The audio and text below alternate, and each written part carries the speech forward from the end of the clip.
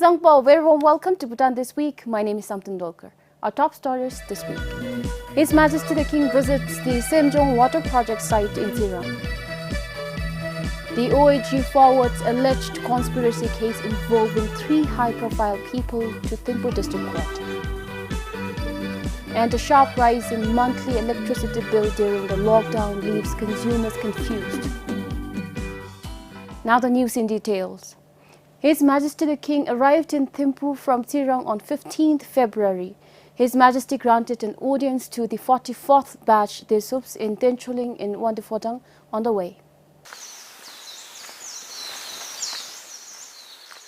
In Tirang, His Majesty visited the site where works are underway to supply irrigation and drinking water to the people of Tarigang Cheok at Semjong. His Majesty also granted an audience to the Dzongkha COVID-19 task force yesterday. His Majesty spent the evening on the 10th anniversary of Desung Raising Day with Desups who are working on the Semjong water project. The second pilot water project in Semjong under the Desung National Service Program began in November. 45 Desups are working on the project together with the Dzongkha engineers and the Agriculture Ministry. The project will include watershed conservation, construction of large reservoir tank for dryland irrigation, piloting micro-irrigation technologies such as drips and sprinklers, automation of the micro-irrigation system, and improved technology for crop reduction. The water projects under Desung National Service was initiated as per His Majesty's command in September last year. His Majesty said there must be opportunities created for Bhutanese youth to participate in worthwhile nationwide projects which would benefit the people. Following this, the Desung training program included a specialized water resource management component. Young Desups from the 42nd batch onwards were encouraged to join the projects.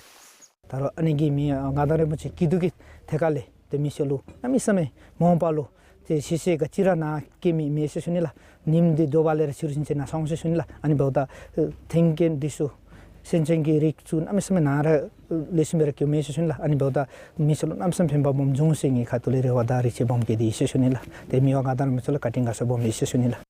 4 other pilot water projects are in full swing in Gumagyok in Panakha, Salingyok in Mongar, Langtalgyok in Tongsa, and Gelingyok in Chuka.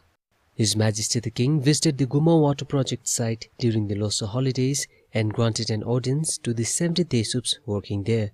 The project at Guma, the first pilot project, is expected to benefit over 1,800 people in Pulingsum, Chailthara Tashijong and Dochukaritsa. The Desups in Guma are building an intake structure, 2 transmission lines and 2 reservoirs.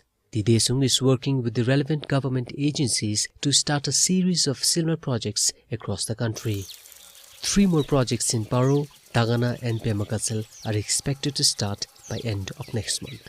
That since in the time is watching Nagyazum Sakudolo, the Delishimi, Nalu top the Yevi, Yamong the Suina, Chamatonico, Komoto Sunila, the Dana Moto Tunchugi, Legil Dina Luchamoto Shinale, the Misanalu trained in the Chamchi member, the Hatoma, as Lab Gachira Beg of Tender, the Jinzumbe, Gishin Gabe Mashure, Ranugo Michi Besuniwala. They must say the Jimmy, the Nalapago of Tobere, the Nachi. The 10th Desung Raising Day was commemorated at the Desung Clubhouse in Thimphu on 14th February. His Majesty the King's gold pin were awarded to the Chief Operations Officer of the Royal Bhutan Army and the Director General of the Desung. Desups across the country also received the Druktukse representational pin. His Majesty the King's gold pin, the highest pin for Desung, was awarded to Lieutenant General Batusring, Chief Operations Officer of the Royal Bhutan Army. The pin was awarded to recognize the support of the 3 armed forces to Desung since its inception in 2011. The Desung training program, which has been held at the Military Training Center in Tenchuling since 2011, was coordinated by the Royal Bhutan Army, with MTC officers and soldiers serving as trainers and instructors. Since 2020, Desung training has been held at several other locations coordinated by the RBA, RBP and RBG.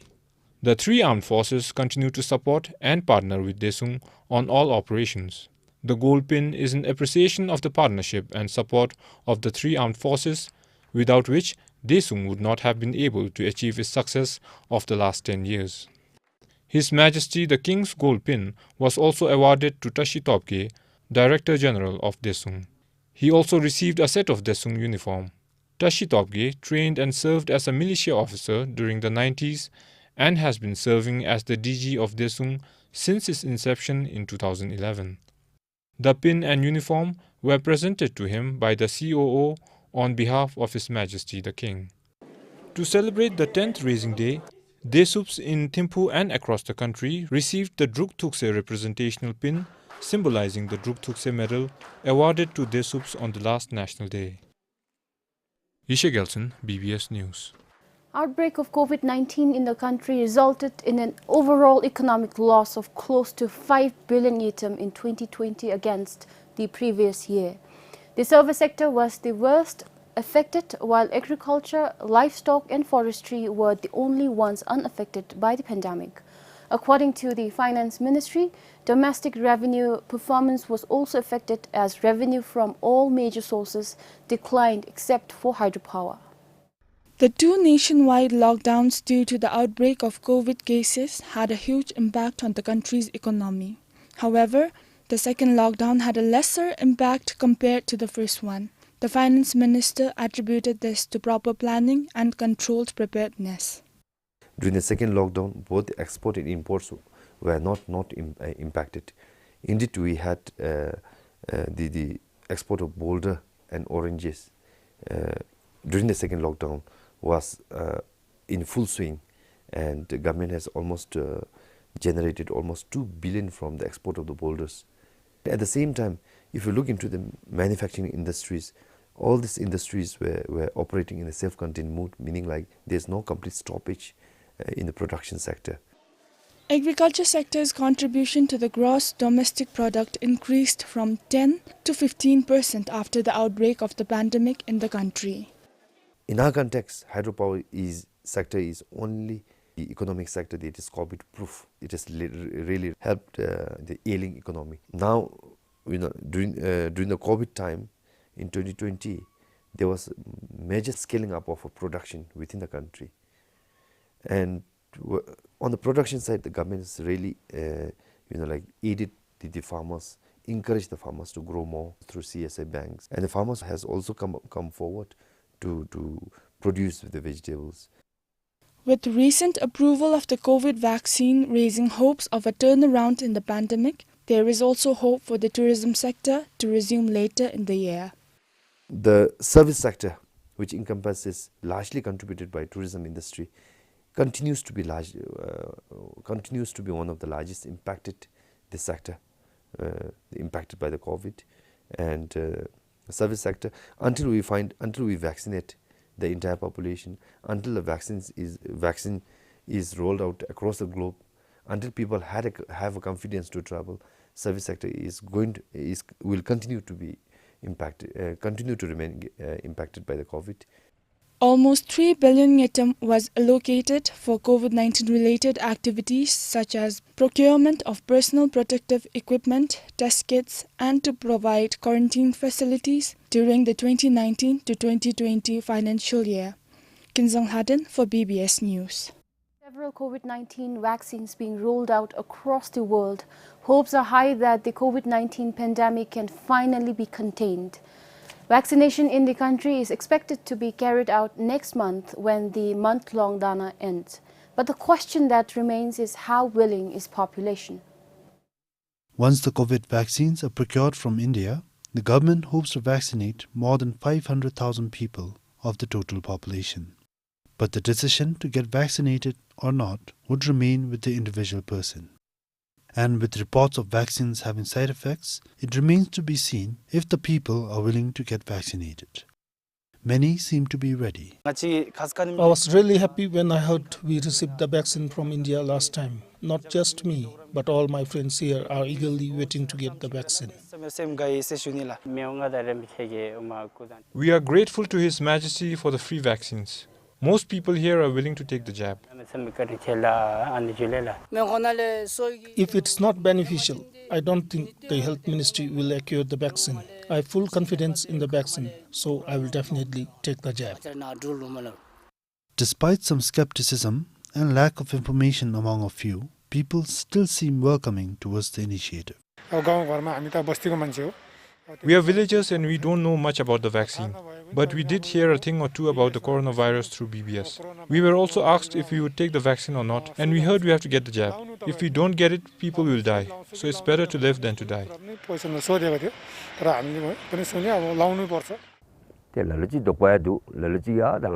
Some people are hesitant, but others feel they will get the vaccine since it is a kidu from the government. Since we are centrally located and people from all over the country pass through here, we are a bit scared. That's why even if the vaccine doesn't help, we feel it won't harm us. So we will definitely take the jab.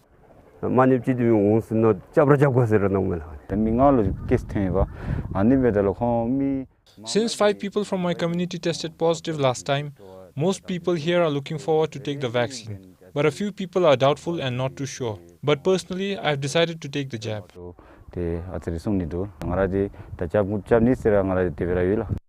Covishield is the same as Oxford AstraZeneca vaccine but manufactured in India. It has proven to be effective in preventing the COVID-19 disease with an efficacy of 62% after administration of 2 doses.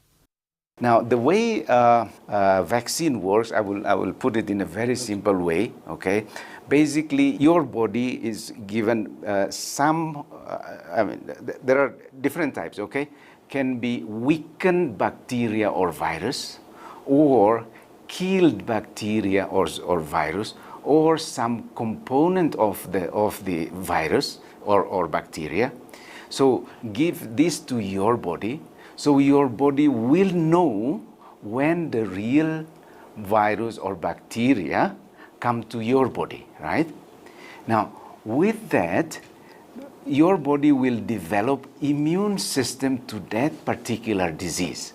He said, except for pregnant women and children below 18 years of age, all people, including those with diabetes, hypertension, or any other chronic illness, can get the vaccine. So far, from the trial, there is no severe adverse effect of this vaccine. Some people talk about, some report mentioning about allergic reactions, and other things, or even anaphylactic shock. This is a form of allergic reaction which is quite severe. But I can tell you, it happens not only for this vaccine. Any drug, it can happen. Depends on whether you have allergic to the vaccine or any other component in the vaccine. Once the required number of 1.2 million doses is procured, the government plans to vaccinate all the people together to ensure the same level of immune protection for all. Ishidoji for BBS News. The OAG forwarded a case to the Thimphu District Court involving 3 high-profile people allegedly involved in a criminal conspiracy against the RBA's Chief Operations Officer on 17 February. Supreme Court Justice Kilitring, Pemagatsal Judge Ishidoji, and the former commandant of RBG Tilitopke have been detained by the police. The court denied their requests for bail. While the former RBG commandant was detained around 2 months ago, the 2 judges were detained yesterday. According to sources, the 3 had conspired to take the possessions of the Chief Justice of the Supreme Court, the Attorney General, and the RBA's Chief Operations Officer. A woman is also under police custody for involvement in the case. According to our source, the 4 allegedly planned to remove the present Chief Operations Officer of the RBA by bringing a fake corruption case against him. The case came to the notice of the police after Supreme Court Justice Kilitring allegedly asked the police for an investigation regarding a Facebook post on the appointment of the current Chief Justice. Kilidim for BBS News. The police will now hunt down the organizers of online gambling. They have been registering cases only upon receiving complaints until now.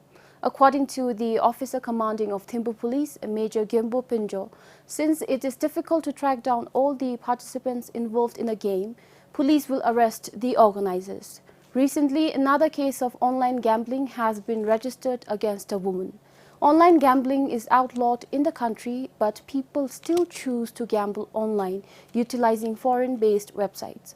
According to Penal Code, the offense is a petty misdemeanor with a prison term ranging from 1 month to less than a year.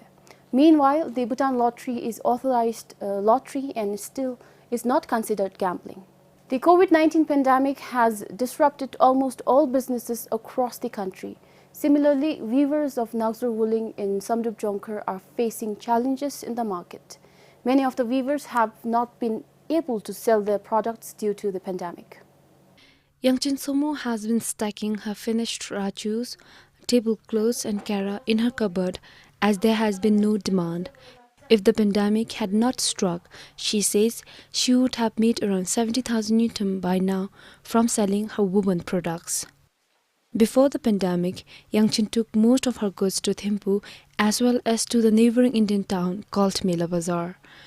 However, with Samdup Jongkar now declared a high-risk area and the border gates closed, she is facing difficulty finding customers.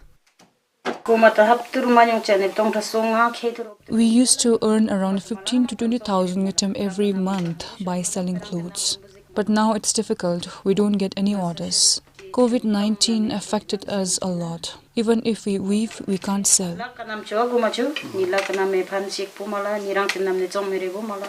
Like her, weaving is one of the main sources of income for other villagers in Naxur Wuling Chiok of Oronggyok.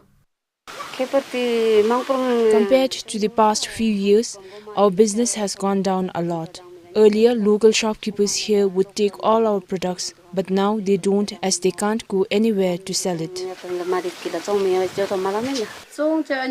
We used to sell our clothes to the handicraft shops in Thimphu. In a year, I would earn 300,000 Newton from weaving. This is my main source of income. Despite the struggle, the weavers of Naxur Wuling continue their weaving with the hopes that one day business will return to normal.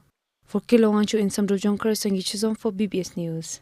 Now, without much prospects for business, Tingtibi in Jemgang still remains the town in the process of development. Tingtibi was once planned as a major town under the 7th five-year plan. Today, half the plots allotted for development remain empty after almost 25 years. Any major town or one under development would be bustling with construction activities, buildings sprouting and businesses booming.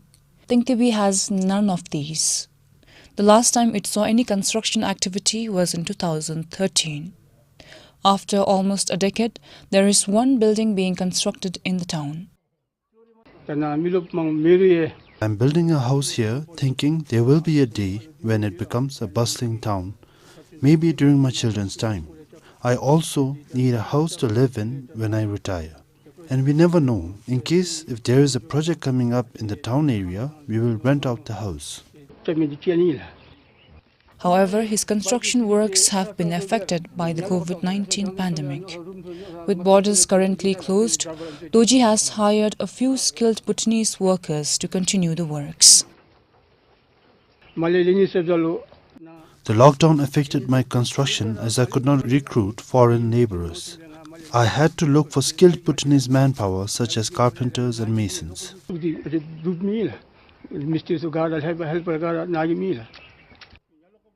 But for Doji, things turned out well.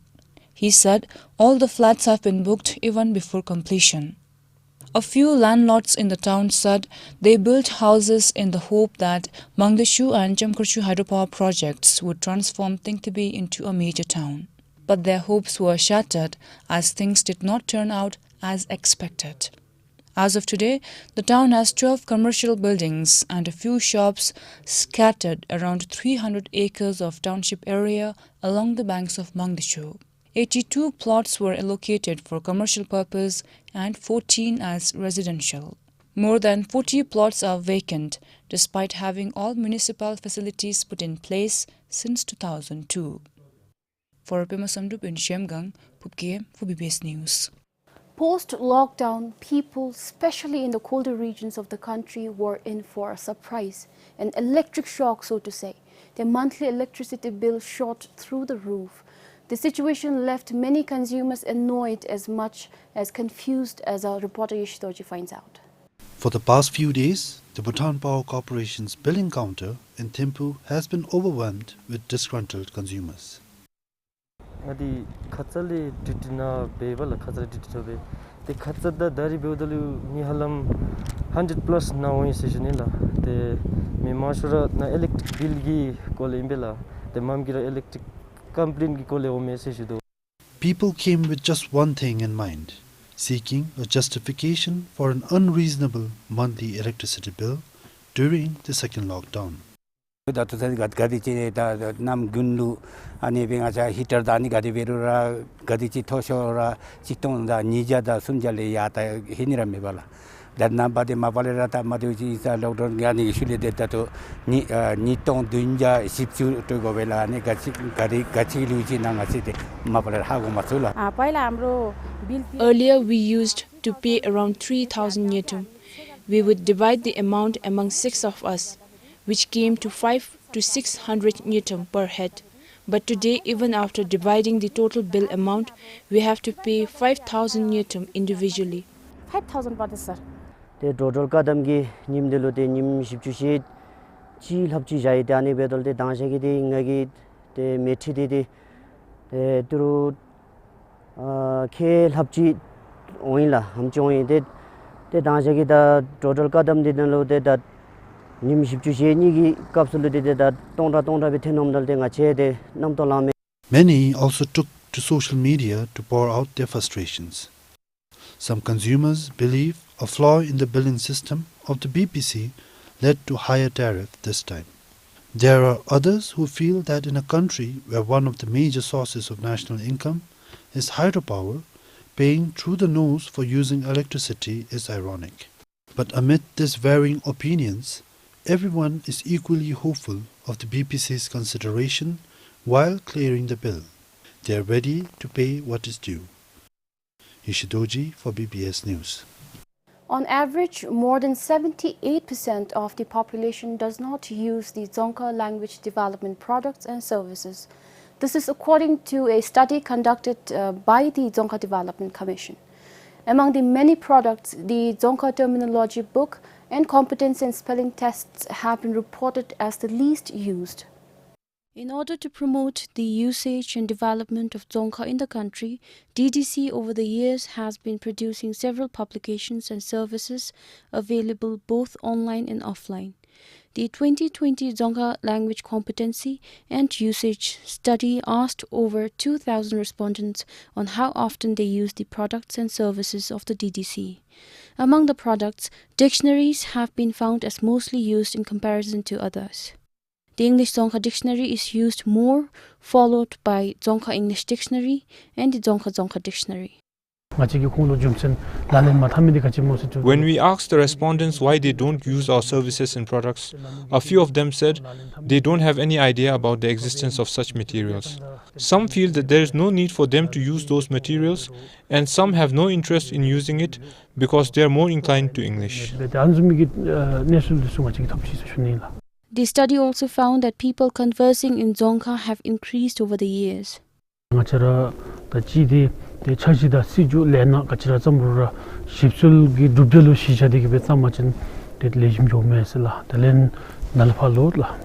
Commission says the findings under the study are provisional. The final study report is expected to be ready in a few months. Samtan Dolkar, BBS News. Well, that's all we have for this week. Thanks for joining us. Also visit our website www.pbs.bt. We are on Facebook, Twitter, Instagram and YouTube as well. Have a happy weekend.